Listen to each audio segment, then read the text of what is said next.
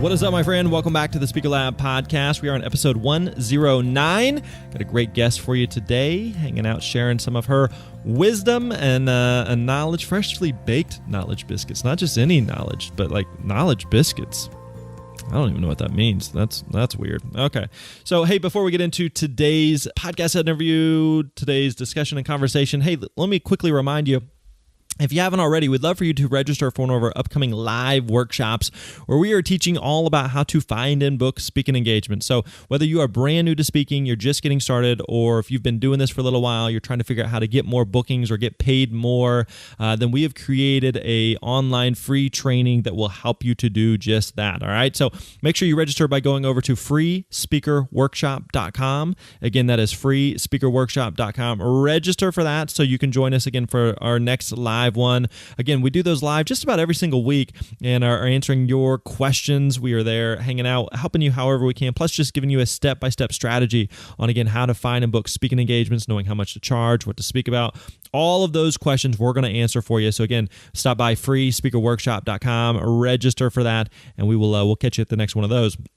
All right, so today we're going to be talking with my friend Carrie Wilkerson. Great conversation, a wide-ranging conversation with Carrie. So we talk about how most speakers are more introverted than extroverted. I think that's one thing that most speakers just aren't aware of, that they think in order to be a speaker, you've got to be some type of raging extrovert, and that is just not the case. We also talk about that there's no specific personality type that's really tailor-made for speakers. There's a lot of different types of personalities of people that become speakers. We talk about the balance between the mental confidence of being a speaker and then also taking action just on getting booked. So we'll just talk about mindset, which is an important piece. And then we also talk about the importance of free gigs and how she has used those free gigs to become a better speaker over time. So again, great conversation with my friend Carrie Wilkerson. Let's get right into it. Hope you enjoy this chatteroo with Miss Carrie Wilkerson. What is up, my friends? Grant Baldwin here. Welcome back to the Speaker Lab podcast. Hey, today we are joined by my always sassy friend, Miss Carrie Wilkerson, who is extra sassy today. She hasn't had much coffee, but she warned me nonetheless that she's feeling sassy. So, Miss Carrie, how are you? I'm good. Do you know you're the only person that ever calls me that? Maybe because there's like a screen between us and several hundred miles that I feel at a safe distance of. And everyone else is like, no, I'm not going to risk that. There you go. Scared. Nobody else calls you sassy? I don't Nobody calls me sassy. That's like the Grant Baldwin term for me. I'm sticking with that. I feel very comfortable. I've been called mouthy. There we go. I could see that too. Easy. Do you prefer sassy or mouthy? Sassy sounds nicer. Okay, I can live with that. See, I'm going with a nicer version of mouthy. But sassy and mouthy work well for speakers, and you are a speaker. That brings us to our conversation. How'd you like that segue? That was pretty good. I like that. That was nice. That's one of those think on top of your feet. Think on your feet, on top of your feet, off top of your head. Man, thinking on your feet. We are off to a strong start here. This is all staying in, by the way. All right, Miss Carrie, I'm gonna pass it over to you. So give us a quick nutshell here on who you are, what it is that you do, and then specifically on the speaking side of it. What kind of speaking do you do? How much speaking are you doing? And how does speaking kind of fit into your business today? Yeah, so according to my parents, I've been speaking since birth. Shocking, which they had two boys, and I was the first girl and evidently the most verbal one of the bunch. And I have a hard time believing that. Yeah, so I rocked their world a little bit. Rumor has it that when I was little, my daddy said to me, baby girl, if you could ever figure out how to get paid for talking, you'll have it made. So my brothers spent their whole lives like paying me to shut up and telling me to shut up. And now I get paid to talk. So dream job, hashtag dream job, right? So that's how I got started. Truthfully, I always knew I would be on the stage. I was the youngest for 17 years. And, if you've studied birth order at all, you know that the youngers, the babies of the family tend to be the entertainers, the influencers, the happy makers. And so I really did fit into that mold for years and years and years, but I thought I would be a singer. So I'm a trained musician. My dad was a pastor. I had the stage anytime I wanted it. And that's what I even went to pursue in college. But around age 9 or 10, my dad said to me, I need you to switch to worship instead of performance. And he said, what I mean by that is you need to start introducing your song with a story or some relevancy to the congregation or why it's important to scripture, you're no longer going to get up on the stage and just start singing and then go sit down as people applaud. That's performance, and this is not the place for it. We're going to work on relevance. And Grant, I said, I am not comfortable talking on stage, Dad. I would rather not sing. Wow. And he said, well, that's not an option because I'm the dad and the pastor, and we're going to learn this new skill. So I probably had the mic half of the month, 2 Sundays out of every month on average, if everybody showed up and did what they were supposed to do. So I did. I started making things relevant, connecting it to things in the audience, scripture, stuff in the news, and it gave me kind of a natural cadence on stage. So when I then was in high school, I was a speaker, I was a drum major, I had the chance to do speeches, but I was never paid for it, right? I still was just the chatty girl. Carrie has no fear, she'll do it. But it really was a skill that I was developing as I moved forward. I still did not have my goals set on being a speaker. I really thought I would be a performer. I was in theater. I was very rehearsed. To this day, this is a little known fact. I'm still a singer. I love to sing. My family's very musical. I think you know this. My 12-year-old's probably headed for Broadway. She's pretty amazing. Mm-hmm. College kid studies music. I will not do karaoke. I cannot do karaoke. It's not that I don't think I'm good. I think I'm fine, but I need to be rehearsed. I need to be polished. So that's kind of the paradox of me as a public speaker, because as you know, I can literally take a state. Like if somebody cancels and somebody else says, Carrie, I need you to take this slot. I'm there. I'm on it. I'm on the stage. I have no nerves. I'm okay that I'm unrehearsed. So yes, I trained to be a performer. I didn't feel like I trained to be a speaker, and yet it all kind of worked together. So it wasn't until, I did teach high school, so that's a whole different kind of speaking. Incidentally, I was always nervous about being in front of my class, always nervous, which is kind of funny. Of course, teenagers are man eaters, so there's that. But it wasn't until I had some success in business that people said, we want you to come tell your story. Come tell your story. And that led to me speaking. My earliest crowds were 500, 1,500, 2,500 people for some of my first speaking gigs. And I'll never forget, Grant, my first speaking thing. At the end of my speech, as I was about to step off stage, I had that moment. And I don't know that everybody has this moment in their life about whatever it is that they do. But I had this knowing as I stepped off that stage, this is what I was created for. I have never been at home as much as I am on this stage with this microphone, with these people. Whatever I do with the rest of my life, it will incorporate speaking. Now, I wasn't audacious enough to think I'm going to get paid to speak, right. But I knew that I could make a difference speaking. And so that moment in 1999, it was fall of 1999, kind of changed everything in my head. And I came home from that retreat and I told my husband, speaking, I'm supposed to be speaking. And he said, well, yeah. Everyone else reached that conclusion long before you. Everybody else knew. Everybody else knew it was a foregone conclusion. I just had to have that moment. And so that's kind of how I got started. But even then, I kept working traditional business models. I even hermited for years. I stayed at home. I avoided a lot of people and a lot of public. Part of that was my weight. Part of that was just a lot of issues I was working through. So I really started speaking more and more when I started the Barefoot Executive in late 2007. Of course, when I had a fourth baby, I started the Barefoot Executive when my fourth baby was 10 weeks old. That's what we do, right? We start new businesses and new things. But as that brand grew, I was asked more and more to tell my story, more and more to speak. And it was kind of a foregone conclusion. People would call and say, we probably can't afford your fee, but we would like for you to come speak. That was literally my first paid speaking call went just like that. We probably cannot afford your fee. Our budget is only $2,000, but we're right down the road and we would really love you to come. The next person called, we probably cannot afford your fee. And then I did some research. They had Brogan before me, Chris Brogan. Mm-hmm. I took his fee and I adjusted it down to 70%. So my fee literally at that year went from $2,000 to the very next gig was like $8,000 Hmm. from one gig to another. Yeah. Isn't that insane? Crazy. And my book still wasn't out. So I literally kind of was called into it, was commanded into it by demand. And then I refined it from there. So I took very few gigs because my kids were little. I really wanted to remain in control of my schedule, but there was always. Let me jump in. You covered a lot of ground there. Let me back up just for a second there. It's good. It's good. We got a high level view there. So let me dig into a couple different pieces. One of the things that I'm kind of curious about is you mentioned, like, as the youngest, you were the entertainer, you were the loud one, I have 3 daughters. My youngest I never said loud. You're the one that said loud. I'm just projecting that on you. I'm just suspecting that's what happened. Because I have 3 daughters. Our youngest is by far what you described in terms of the entertainer, the life of the party.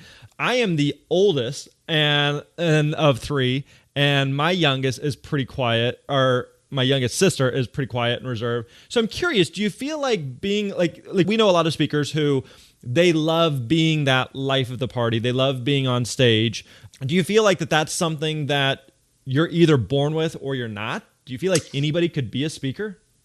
I feel like anybody can be a speaker. Yes. You and I know equally as many speakers who are not crazy about being on stage, but they're really compelled by what they're teaching. Right. So we have a lot of those, I'm thinking of Tom Webster, him and his data. I'm thinking of several people like that. Now, birth order that I mentioned earlier, it also depends on how many years are between the people. So I do recommend that people read the Kevin Lehman birth order book. That'll give you some insight into your family. My oldest brother is, he would die before he'd be on stage. All 3 of my brothers. And I did end up with another little brother, but he wasn't born until I was 17. So I maintained youngest as far as birth order goes. He is youngest as well as firstborn because of all the years. Anyway, I do think anybody can be a speaker. I don't know that anybody should be a speaker. There really are some people that have a hard time stringing thoughts together. Right. I think there are some people that are very natural speakers that speak with an audience. That's very much my style. John Maxwell says I'm just a natural connector. I'm good at conversation with an audience. He said he cannot pull that off. He's very much a speech deliverer to the audience. And now I don't pull that off as well. I am much, much better with my conversational style. So yes, I think anybody can be if you have a knowledge of your subject area. Some people require a lot more polish, a little more formula, and a lot more practice than others. But I do feel that some just are more intuitively wired than not. Are you more introverted or extroverted? I'm an introverted extrovert, actually. Meaning? Well, a lot of people, including you, would think that I'm an extrovert off the chart. Like I have to go out and be with people and all that. But I do have some introverted tendencies. I am an extrovert because of necessity. My dad was a pastor. I was the youngest. I was the only girl. I was a nurturer. I was the peacekeeper. I wanted to make sure everybody was okay. And when I'm in public, that means look for the underdog, look for the forlorn, look for the unconnected, and put people together and make people smile. It's just part of my innate nature is to make people smile and to facilitate conversation. So when I'm at a dinner table, I'm the one asking the questions. Some people will perceive, oh, she has to be the center of attention. If they really pay attention, they'll see I'm asking questions and drawing out and bringing ease to the table. So my extrovert nature is created, I think. I am super happy alone. I am very okay going to the movies or dinner or whatever by myself. I'm not that girl that always has to have somebody with her, but I am somebody that hates to see other people feeling alone, sitting at a lunch table alone, or floundering in nature. So when I go to an event, you've seen me event. I can event hard. I can network hard, but then I go back to my room with my Chinese takeout and I just need some space and some quiet. I'm the girl that like when my husband travels, the TV doesn't go on for days. That there's no noise in the house, and I'm totally okay with that. So I say that's an introverted extrovert. I'm not sure if that's the actual term, but I can extrovert on demand. I can absolutely walk into a room, and this is not boasting, but I can walk into a room and light it up because I feel like that's part of my job and part of what I'm called to do.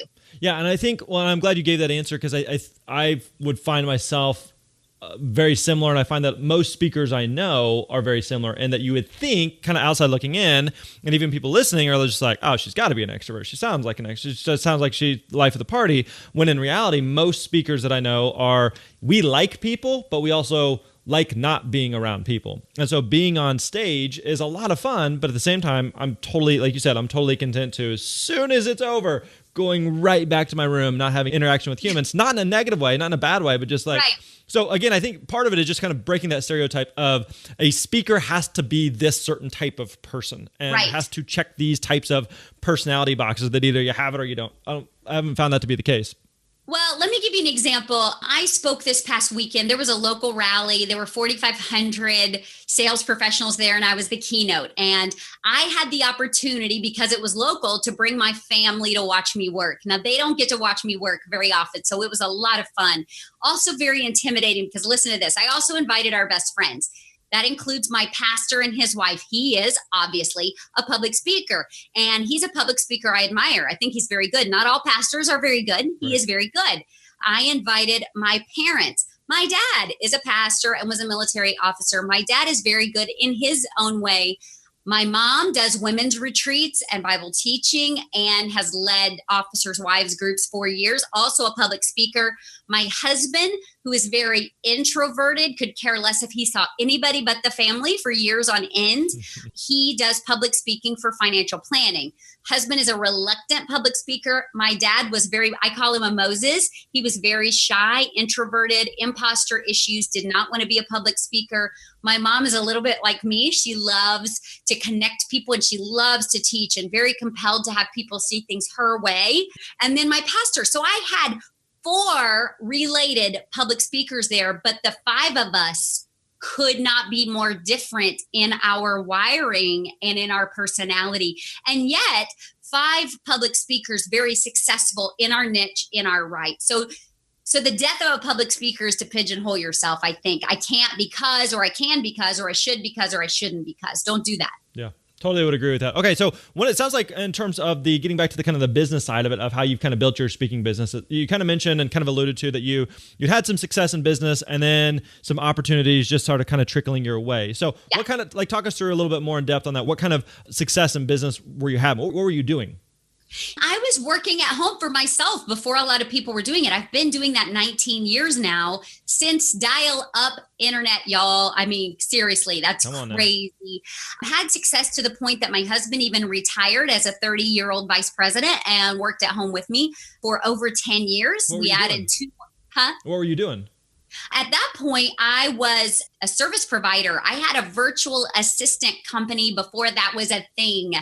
I had contractors that even to this day I've never met that worked on my team with me, other moms working at home. We did newsletters for a specific portion of the direct sales population. Gotcha. Just one company that we worked with did multiple millions doing that. And as a result, I got to go speak to market my business. Now, here's my real evolution as a speaker. I was speaking to market my service business. I was not speaking to be a speaker. Guys, write that down. There are all kinds of speakers. That's what my husband does, speaks to market his business. Yep. Pastors do the same thing, speak to market the Lord's business, right? I was speaking to market my business, which is a little bit different of a pressure. And then that's when, I started getting better and started looking at timing and those kind of things. That's different than being a speaker for the sake of being a paid speaker. Right. So anyway, that's what I was doing then. But then I moved into the Barefoot Executive because I was having so much success in business. I wanted to create a website to help other people around the globe not feel so alone working at home. Because as an introverted extrovert, it can be very isolating and very alone. So I created a website in 2007 called the Barefoot Executive, and it just blew up. It really just boomed. So people in the online marketing space, people in the women in business space, those kind of folks started calling me saying, what are you doing?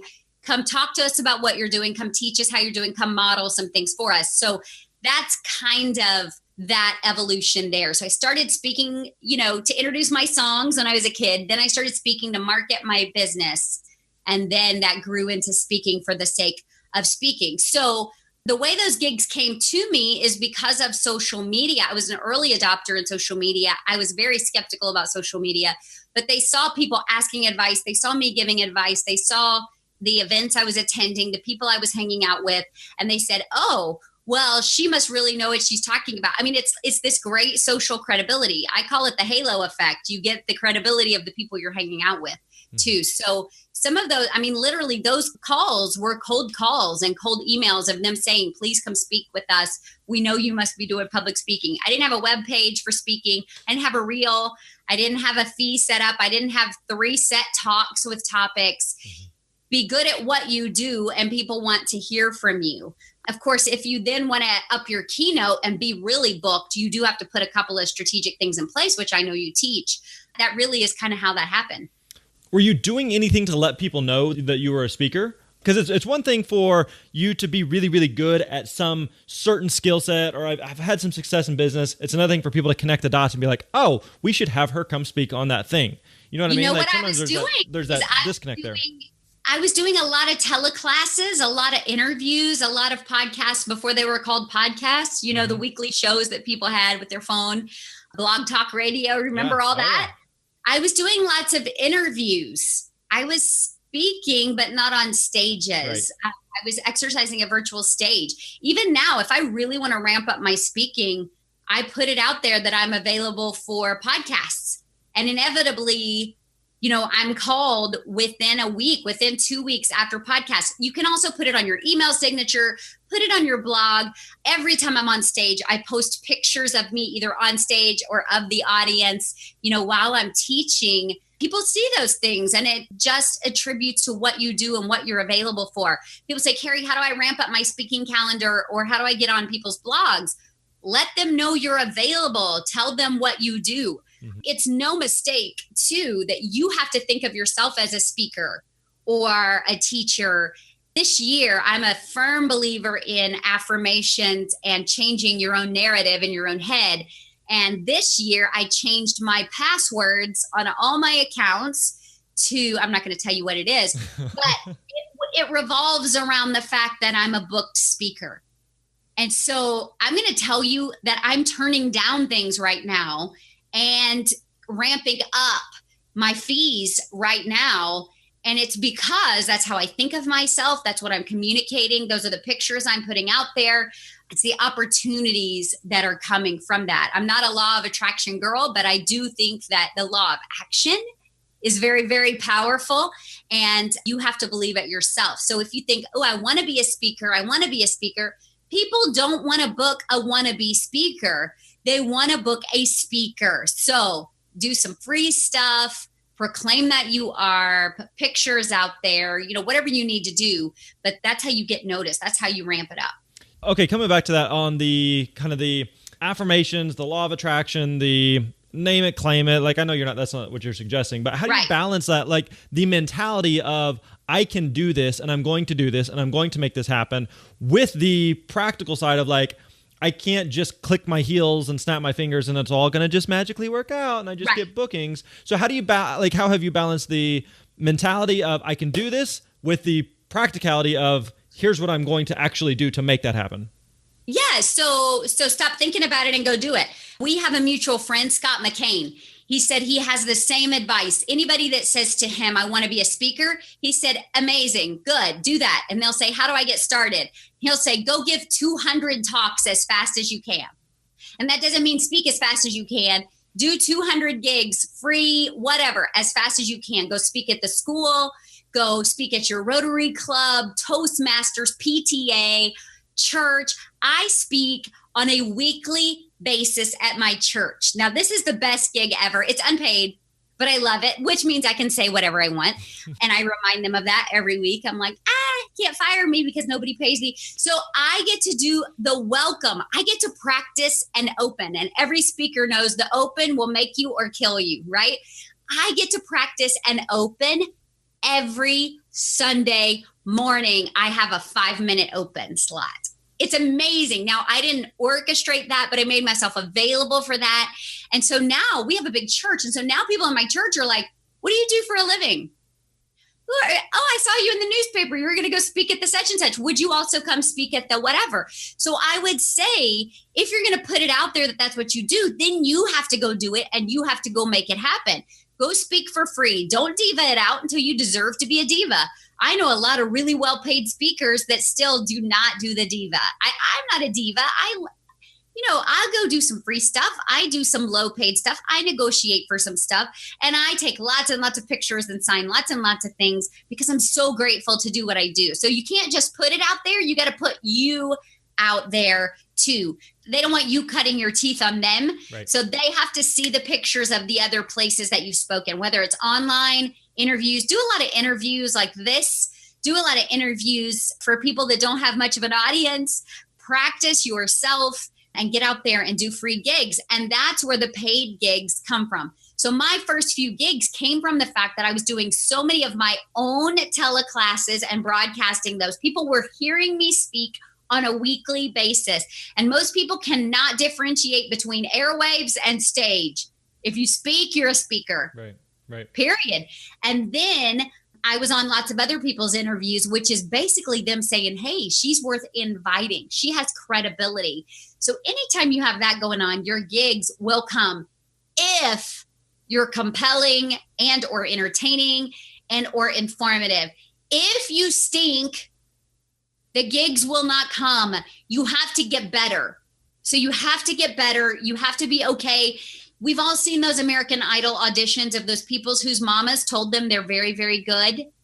You got to get in front of some other people. You got to take some criticism and you got to get better. Don't be that person that we're all making fun of on American Idol. It's unfortunate, really. Right. So I don't care how much you're out there or how much you think you're out there. If you're not getting called, if you're not getting booked, you might look at your technique and you might have, this is when you need to pay a coach or pay somebody like you or, whatever, really work on what you're doing. You can't be so in love with what you do and how you do it that you're not getting better. For years, I've resisted a coach because I loved my style. I loved how spontaneous it was and kind of raw it was. And I was still getting booked, right? But I've seen this year, there are a couple of factors I really am working on. So I'm working with a couple of coaches for different things. One includes my voice pitch. Like I can tell I need to speak with a different part of my voice because I'm a little raw after a full day. Since this is the moneymaker, right? I've got to take care of it. This and my brain, my voice and my brain are the two assets I take care of the most. Third would be image. So voice, brain, image. I mean, as a speaker, that's what we've got. Right. But I am working with a coach on a couple of things this year, even though I'm booked, even though I have a great keynote fee, even though I'm turning things down, we can still be better. So don't be the new person that says, but I'm good if they would just let me have their audience. It doesn't work that way. It sounds like kind of what you were saying there, and even what you referenced like with Scott McCain, that part of the reason that you or Scott or whoever has been successful or has become a good speaker isn't because they have any special skill set or talent or any special magical power that someone else doesn't have. Some of it just seems like just volume in terms of, not a volume in terms of loudness, but volume in terms of just the number of, I've done podcasts, I've done small gigs, I've done big gigs, I've done all different types of formats and settings and sessions. And the more you do it, the better you become. Like one of the things I kind of joke around about, like with the analogy I use is like with my daughters. If I was teaching one of my girls to ride their bike, like we could watch YouTube videos, we could read blog posts about it, but the best way to learn how to ride the bike is just to go ride the freaking bike. And you're going to crash and there's going to be times where you fall down. Yeah, you're just going to be like, oh my gosh, that went bad. We're never going to do that again. But then there's going to be sometimes it works and it feels good and things are clicking. Yeah, I would liken it to this. I have a small body frame. I never knew that before I lost weight. I always thought I was like what they call big boned. Nope. Doctor says I'm one of the tiniest framed people he's ever seen. Who knew? I was hiding it. But how much weight did you lose? How much weight did you lose? 145 pounds so far. Dang. Over what? Yeah, I've lost more than I am. I've lost more than I am now, which is kind of fun. So I never knew that I was tiny, but I have this tiny bone structure and not a muscular bone structure naturally. My best friend, as you know, is Paul Evans. And Paul Evans is also short. He's 5'5.5" is what he always says. He always adds the 0.5 in there. He is, I think, what's called an endomorph. Like he has a caveman structure is what I call it. Like his shoulders are wide enough to fit through the door, just kind of naturally muscular. When he lifts weights, he naturally builds muscle. He was born naturally with the ability to build that muscle and with a different body structure.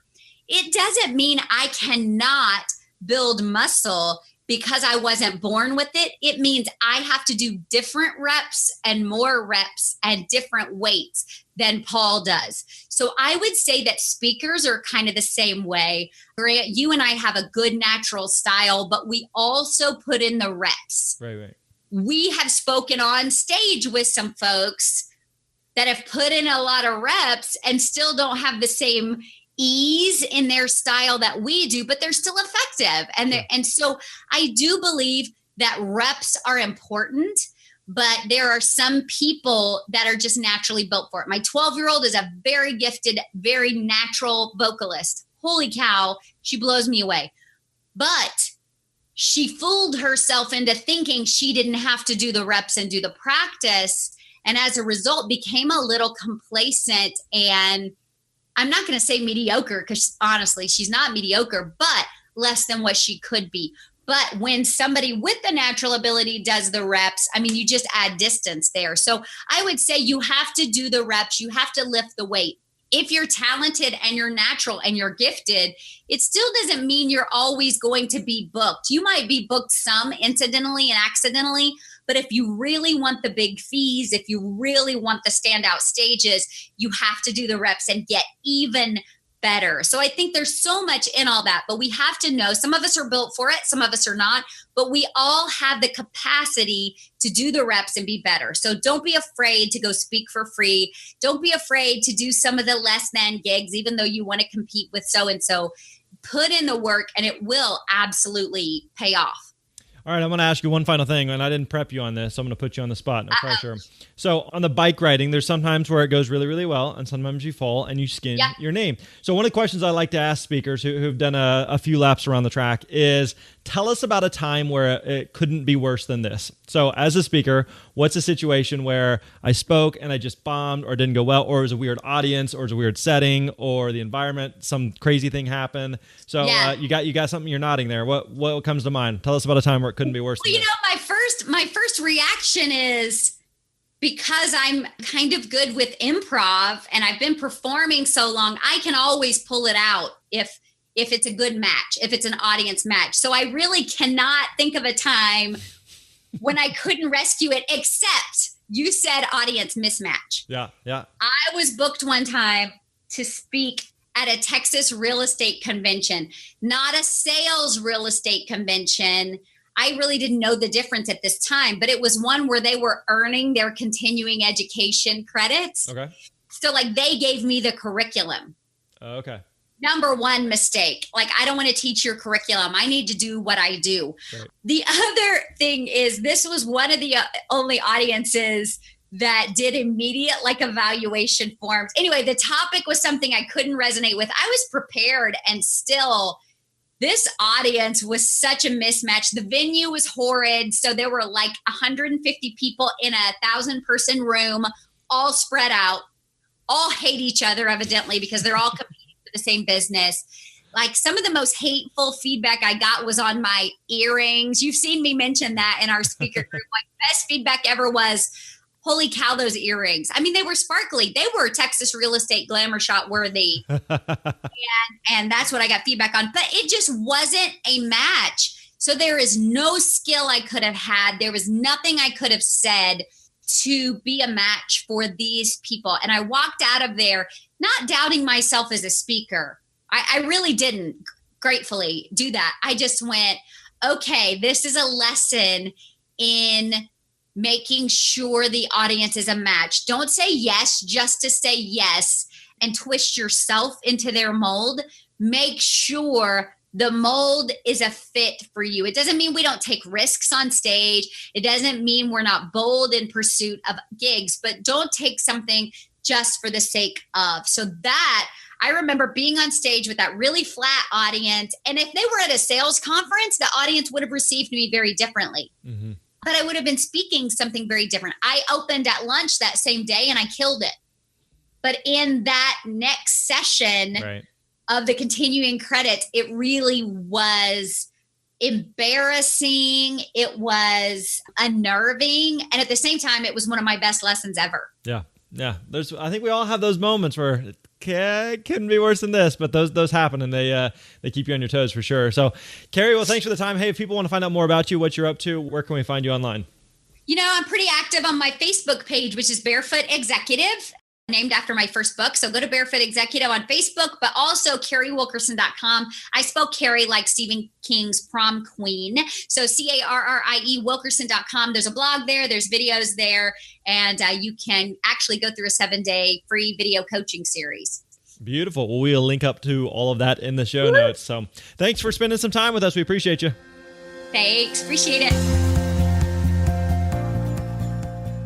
All right, there you go. Hope you enjoyed that chit chat with Miss Carrie Wilkerson. Good stuff there. She's a little firecracker, so you just never quite know what you're going to get from her. Hey, again, let me remind you, if you haven't already, definitely register for one of our upcoming free workshops. You can stop by freespeakerworkshop.com. Again, that is freespeakerworkshop.com. They are online trainings, totally free. You can join us anywhere in the world and come hang out with us, again, by going over to freespeakerworkshop.com. All right, my friends, that wraps up today's episode. We will catch you next time. You're awesome.